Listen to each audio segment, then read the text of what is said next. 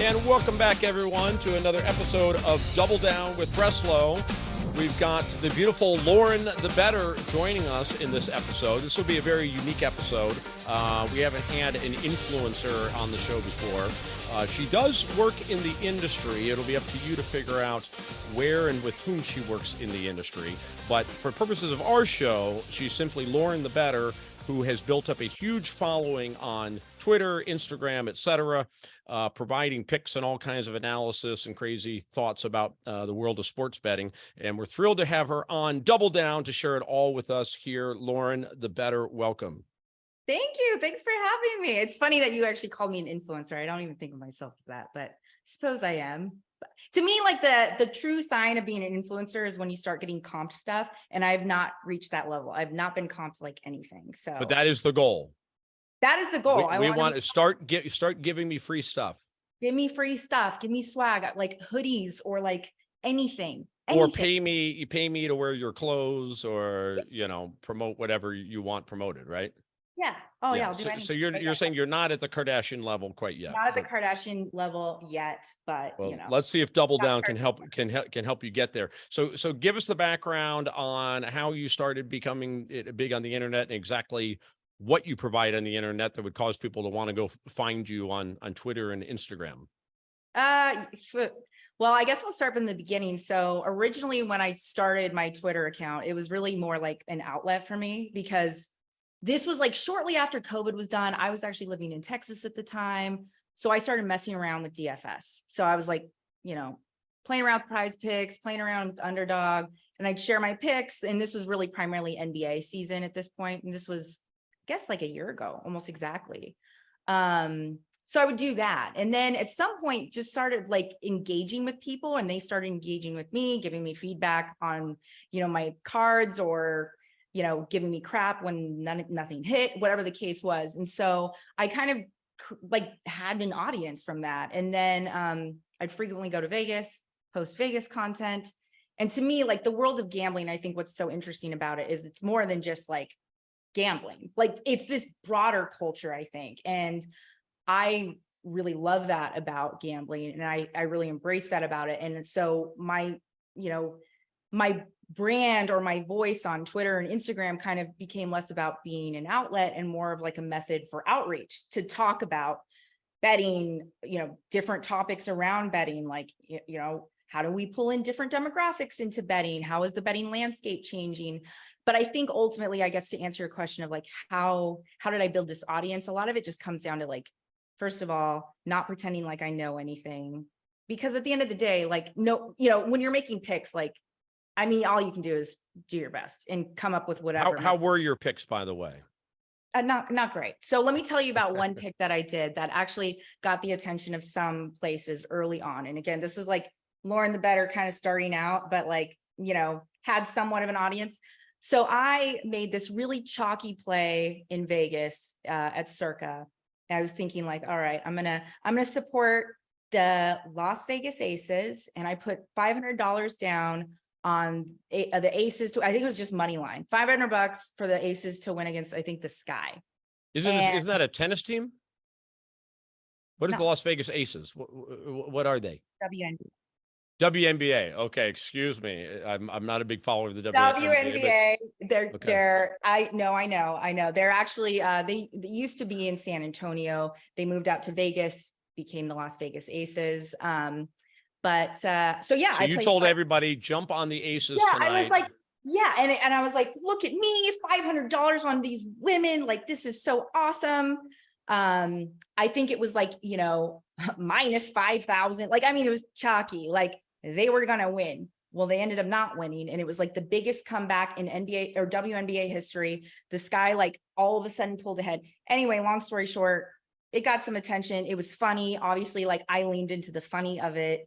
And I think that's so much of like what it is that I try to portray and, enforce and, kind of live on my, my platforms is like, it's funny, like gambling can and should be fun.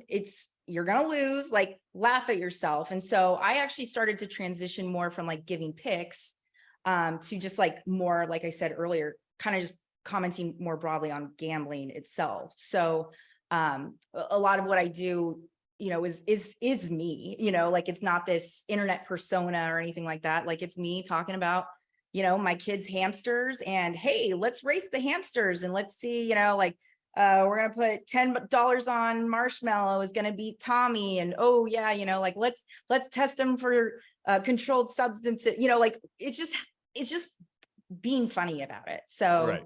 I think that's kind of how I built that audience, because there is so much, I think there's so much information on the internet. And I think there's a lot of really interesting Twitter accounts and personalities, and they all provide different perspectives and values. Some of it's, highly data driven, highly analytical. And I think that there's a tremendous value and audience and, demand for that. But for me, I provide something else, which is just, have some fun. Don't take yourself that seriously. And, Yeah, well, and that's what sports betting is supposed to be, right? It's essentially a recreational activity, something that you do.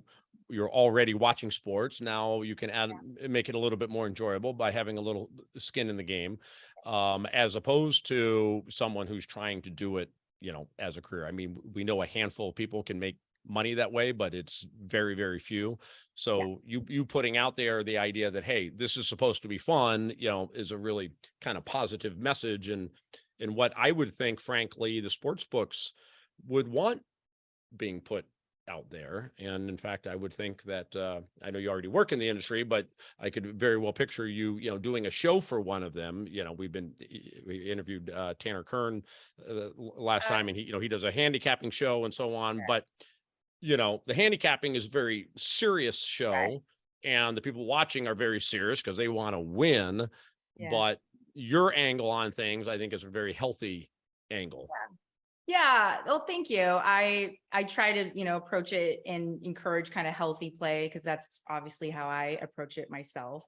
And I think, it's interesting, I have found, and I didn't really set into this to have an audience necessarily. It just kind of happened organically. But what I found is the serious bettors like my content, because I think they see themselves in the scenarios that I, laugh about. Or, I recently made a video about like if wagers were people. So like, each wager type was like a person and different personalities. So underdog was this, like goth kind of like outcast, and favorite was like the prom queen. So anyway, like I try to make it funny. So I have this really interesting blend of people who engage with me and I engage with them. I have serious bettors who have been in the industry a very long time. I have, some kind of on the younger side of the spectrum who, maybe grew up playing DFS and now are now doing betting, or maybe haven't really bet before, but just kind of,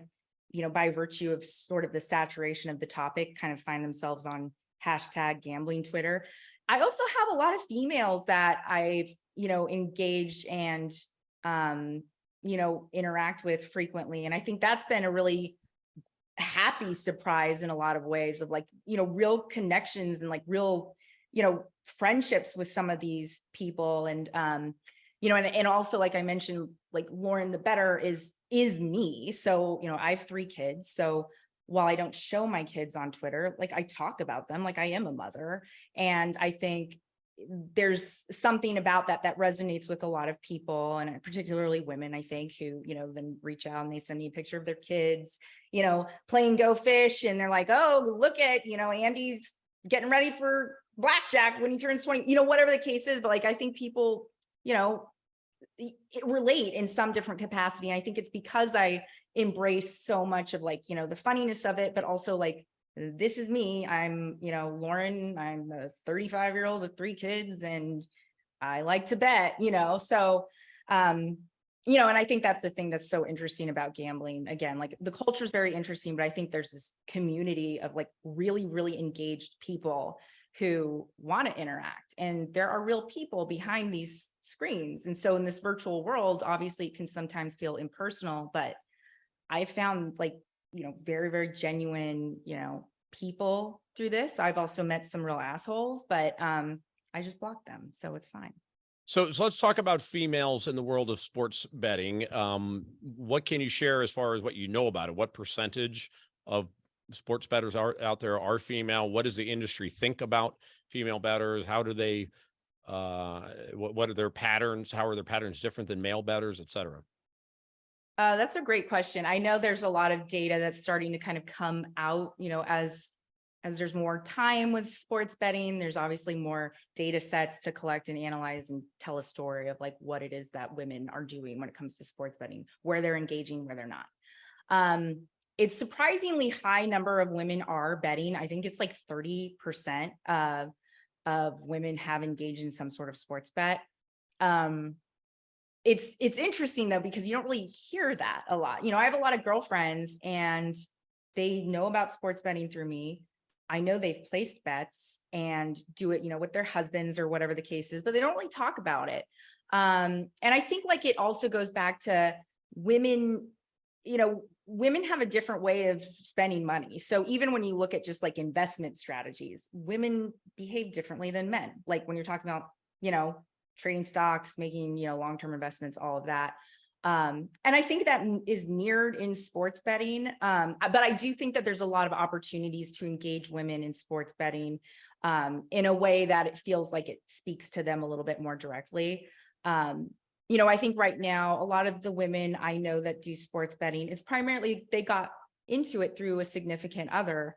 That's actually how I got into it too. So like, that's totally, normal.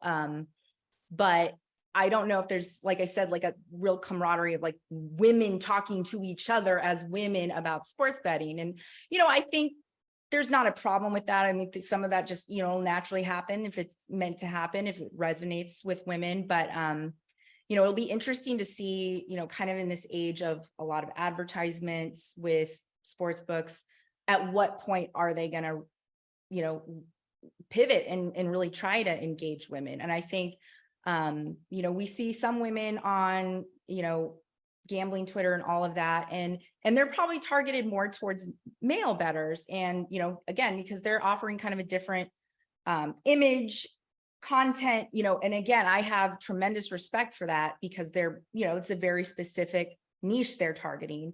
But I think, again, like as just the general like conversation of betting continues to be more and more normalized, it becomes conversation at the dinner table, it's all over the TV, even ESPN feeds, like you see the lines. So I think we're going to start to see that naturally. The other interesting thing about female bettors is, I think that some operators have tried to lean into female bettors by pushing female sports. So like I mentioned, like, I bet on the WNBA. Female bettors are typically actually betting on NFL. Like the events they're wagering on actually mirror like the general broader market. Like they bet on football, they're betting on baseball. They're not really betting on female sports, not for any specific reason. I think it just mirrors like the popularity of things. So, I think that's been an interesting thing. And maybe where some operators previously have perhaps missed the mark of like, trying to almost like go too one-sided to targeting women, that it's actually kind of like not at all giving them what they want. So yeah, I think it'll be interesting as things evolve. But I think for me, at least as someone who just likes to talk about sports betting, it's just been interesting to, even hear from people that engage with me and they'll say, my wife and I love you, or I got my, girlfriend to finally place her first bet, like, and she ended up, winning and blah, blah, so I think it's just, it just comes with time and eventually, more and more people get into it, including women. Yeah. I mean, broadly speaking, men tend to follow sports more than women. And then, your point about, investment habits, it could be that women are a little bit more risk averse than men are, or more logical when it comes to things like that. But I would imagine, more people like you out there talking about it and having it be a thing that women talk about is, probably the type of thing that's going to be necessary to start bringing women into it. Let's take our first break and then, or our only break, I should say. Buy, hold, sell, brought to you by Crosscheck Management. Hi everyone, I'm Veronica Dudo, and welcome to Buy, Hold, Sell. If you have the Russians that are going into Ukraine, the Americans and the Germans and everyone else in Europe is going to say, hell no. If Russia doing things, logically was their MO, I'd agree with you. Yeah, Todd, why don't you get him on a phone call right now? Hello, you. Financial News TV, just the way you like it. Fast-paced, unadulterated, in-your-face, rock and roll style. Join us next time on Buy, Hold, Sell Live. Oh, yeah, I'm going to remember all that. I can't even remember. Oh, God. Yeah, well, that does. I want you to, oh, my God. Fast-paced, no. Oh, sorry. Take one. Fast-paced, no holds barred, in-your-face, rock and roll style.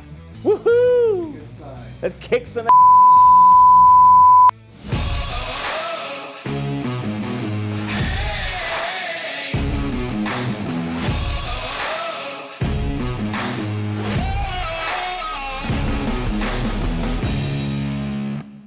I want you to smash that like button.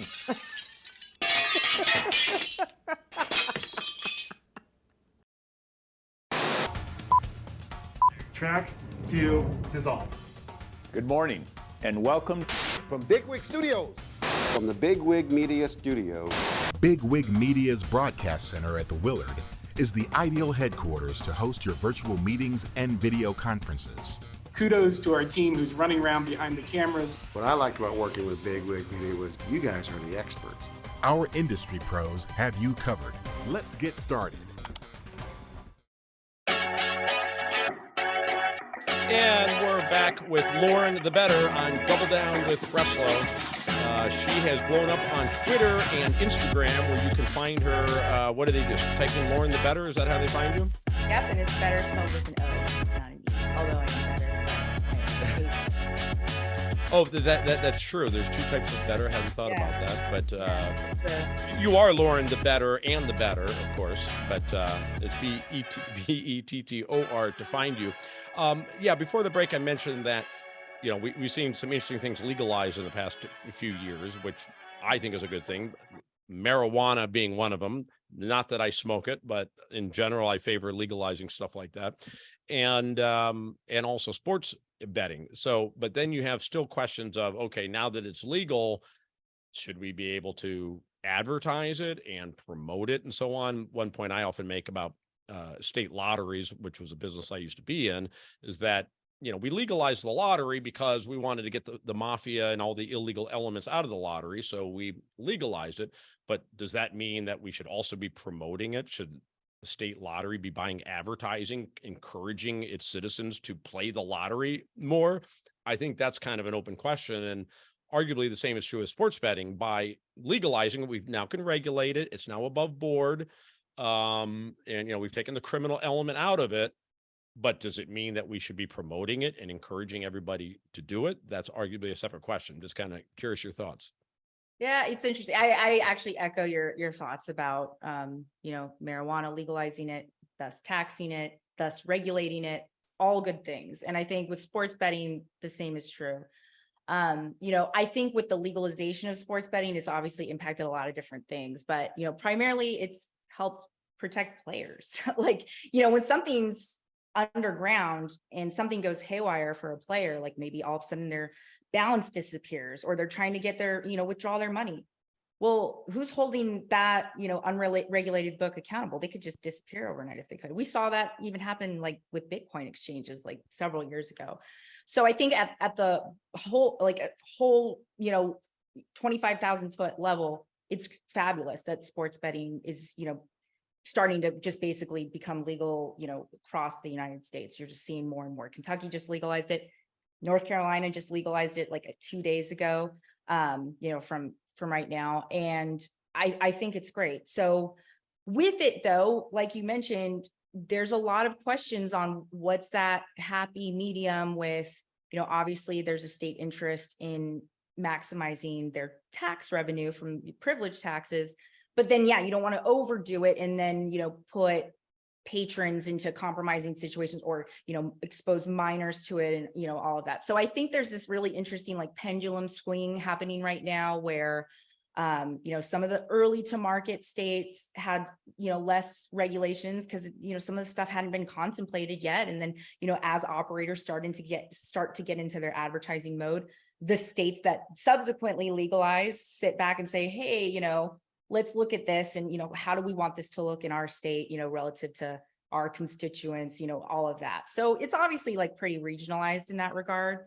But I think the advertising thing's particularly interesting because, I have a lot of thoughts about it. But on one hand, I think it's important to have some sort of advertising around it, obviously for, economic reasons, but also for the reasons of just, bringing it to light to then, bring forward conversations with education or, explaining like what betting is and what the risks are associated to, because if there's just no talk of it, you're going to get people who, don't understand, are doing things that maybe they shouldn't do. So I think that bringing light to it then prompts those conversations. And I think that, separate topic for probably another time is like, I think there's a lot of opportunities for a lot of different groups, operators, professional sports leagues, to provide like real education to people on, sports betting and, different, riskier bets, lower risk bets, all of those things, just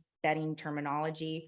But, I think the other point about advertising though, is I think, we're already starting to see it change. We saw it saturate the TV stations for a while. Now we're starting to see it dial back a little bit more. There's certain states that are obviously more sensitive to advertising than other states. And I think we're going to, continue to see that calibration while everyone kind of figures out what they're comfortable with and what feels right. But I think the thing that's really interesting 5 years post PASPA being overturned is we have now a lot of data about, people who bet, what they bet, where they live, a lot of demographic information about them. Because like at the end of the day, sports betting is a gambling entity, which is a financial institution. So at the end of the day, there's a lot of stuff we know, or like operators know about their customers. They have to. So with that though, there are opportunities, I think, for that data to be leveraged for far more targeted and customized advertising. So rather than kind of just like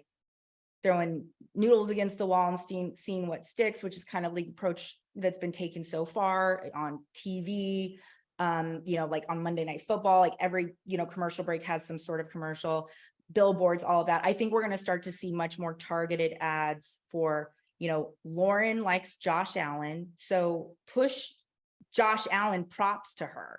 So like, I think we're going to start to see that. I think we're going to start to see like far more personalized advertising. And again, like, I think that concept is not new in other industries, but I think now sports betting has a little bit more of a history now that they can start, incorporating some of that tech from like an algorithm perspective. So I think that'll be kind of the next wave of advertising. And I think that will be a good way to address some of, I think, the broader criticisms on, how do we minimize advertising and make it not so rampant, which I think is the view of a lot of people right now. Yeah, I mean, if you compare it to legalization of marijuana, there's no advertising for marijuana. Right. I mean, there's a sign outside the pot shop perhaps, but other than that, I think most states have barred advertising, and there's some precedent for that. Hard alcohol, I don't know what the rules are currently, but I know certainly for a very long time you couldn't advertise, couldn't have television commercials for hard liquor. Yet with sports, it looks like it's pretty much a free-for-all.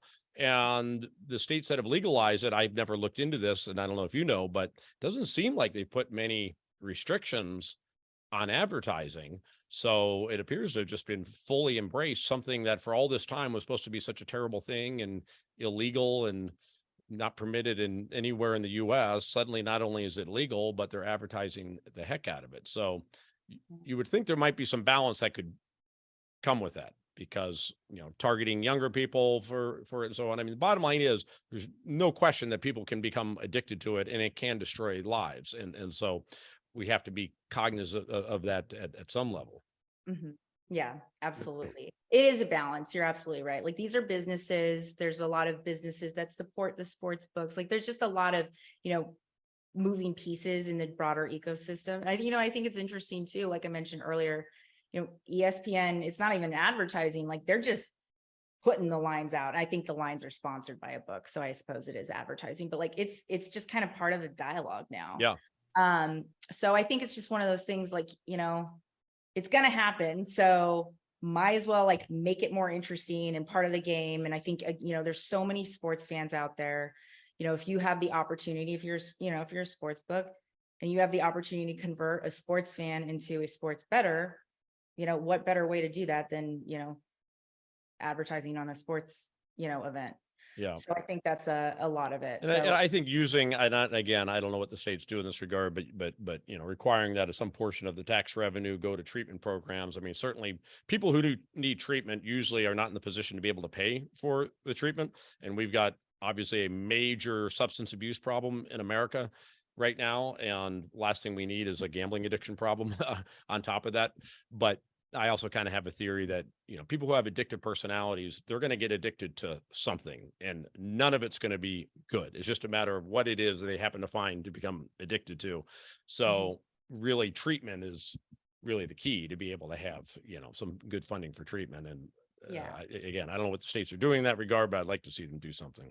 Yeah, I agree. And I think that, I go back to the point a lot of like education is important. And I think, something that sports books do, in many cases they're required to do it, but they have tools within their apps to help moderate play. So, if you're someone, you don't even need to have a problem. If you want to just set kind of limits for yourself of, hey, I don't want to spend more than this amount of time on the app every week. I don't want to spend this amount of money on the app every week, whatever the case is. I mean, even TikTok has controls like that. And I honestly need to put those, or else I'll just scroll all night. And I do sometimes, but there's ways that, again, like you don't necessarily have to have a problem in order to moderate yourself. And, especially in this day and age with phones, like it can be really, really, I mean, it's not like, oh, there's not these barriers like there used to be where it's like, okay, you have to get in the car, fly to Vegas, or, in the case of like back in the offshore books days, like you have to know a guy who knows a guy, there's a lot more kind of like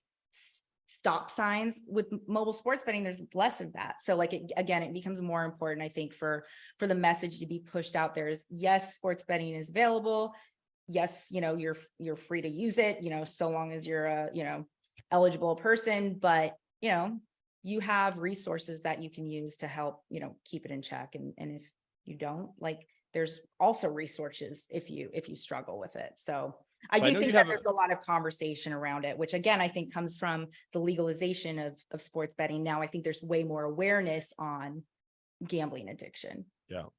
So I know you have a particular take on what's going on with the leagues as far as what they're permitting their players to do. So for years and years, we all know the famous Pete Rose story, among other stories of players getting in trouble for betting. And apparently all of those prohibitions are pretty much still in place by the various sports leagues.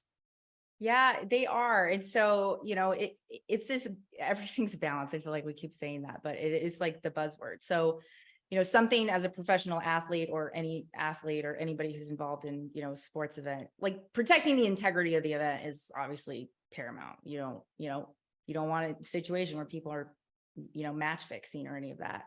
So like the optics, I think when it comes to like professional athletes or NCAA athletes, getting involved in betting can get dicey. And so, of course, the professional leagues set up gambling restrictions, pretty specific to that respective sport or like sport facilities naturally. But a lot of those were developed and rolled out pre-PASPA or being overturned. So kind of a different world. So, obviously if somebody's betting on,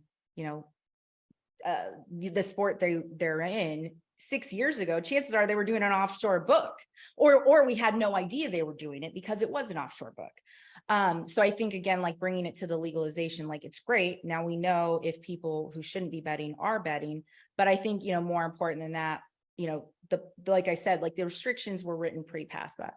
I know. So sorry, just to be clear, it's your understanding that right now, if we look at the four major sports, that the players are not permitted to bet on any games of their league, but are able to bet on games in other leagues. A hockey player can bet on a baseball game. Yeah. So in the professional leagues, yes. The NCAA has different restrictions. I think it might be across the board, no betting. But there are like kind of carve outs. But I think, we've had a lot of press around that topic recently because there have been players who have violated those pieces of essentially their employment contract. So I think players, perhaps unbeknownst to them, because they're signing these huge contracts, multiple many hundreds of pages, perhaps, they're not seeing that. So again, like, so much of it goes down to education. So I know recently, actually in the last couple of days, NFL made some enhancements to their gambling policy in that they're forcing and requiring in-person education around sports betting. So it's not just, this fine print buried in contracts, like it's actual, in-person learning, in-person attestation, it's like in your face, understanding it. So I think that's like a very good first step. But I think, the leagues are ultimately trying to figure out, like, where do they fall within it? And I think, generally speaking, we see the professional leagues embracing sports betting. Like I said, you're seeing, the official sports betting partner of the NFL. So you're seeing that from the commercial side, like the actual business side. And I think, but even that, it took a while for the NFL to get at that point. And, initially they hands off on gambling, and then they started to get warmer, into it. So I think the next step is probably really looking at, again, those contracts and seeing, like, all right, the environment is different now. This was written pre-PASPA. Now we're in this legalized sports betting age where there's this control, this control, this control, this control, given all of these, things that work in tandem of, we know who's betting, we know how much they're betting, we know what they're betting on, we know where they're betting from. Like if they're betting from a training facility, which recently happened, those are good controls in place. And so, maybe it allows the league to say, what, now that we know this is in place, we now train, specifically train our players, maybe we can look, and see what we can do now that we've got these, strong controls in place. Yeah. Well, it's an interesting question. I haven't seen it debated much of late. And you would have thought it would have been, but, certainly we don't think that players should be able to bet against their team. You'd think that'd be pretty bad, conflict of interest. Yeah. And then I think that even have them bet on their own game is a little bit questionable because, they've got inside information, and as far as, arguably they might play harder in one game that they got a bunch of money on and not so much in a game they don't have. So anyway, I would think you wouldn't want them betting on their own game. Pete Rose, my understanding, his big transgression was that he did bet on his own games, but he always bet supposedly for the Reds. He never bet against them. So it was bad, but not horrible. Not totally horrible. So anyway, I think we're in agreement so far. You should be able to bet on your own games. And then, okay, should a football player be able to bet on other teams' games? And, again, they've got you theoretically have a lot of inside information from, friends that are playing in the other teams and so on. So, I don't know. If you let them bet on everything but NFL, that gives them plenty of things to bet on. And I think for the integrity of the game, I would think if I was running the NFL that I would keep in place saying that no, players can't bet on NFL games. What say you, Lauren, the Bettor? I do agree. I think, like, at the end of the day, I mean, it's kind of a funny way to think about it, but I view all of the NFL players as coworkers. So maybe they're different teams, but they're all coworkers, That's how I view it. So to your point, like, of course they have access to, inside information. I mean, a lot of people could. And I think that's the thing that, I respect the leagues for taking that very seriously, because you're right. Like, it's sort of like common sense. Of course, you shouldn't bet on your own game. You shouldn't bet on, your colleagues across the league, like I said, but I think that,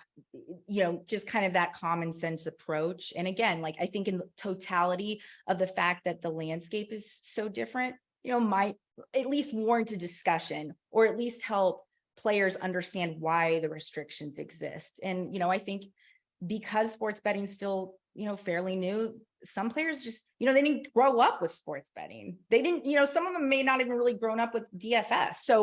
So they may not necessarily understand what it means and, like, the optics of it and, all of that. But, with that said, Calvin Ridley, kind of was one of the more recent big scandals from last year, and he ended up being suspended the entire season. And what did he do?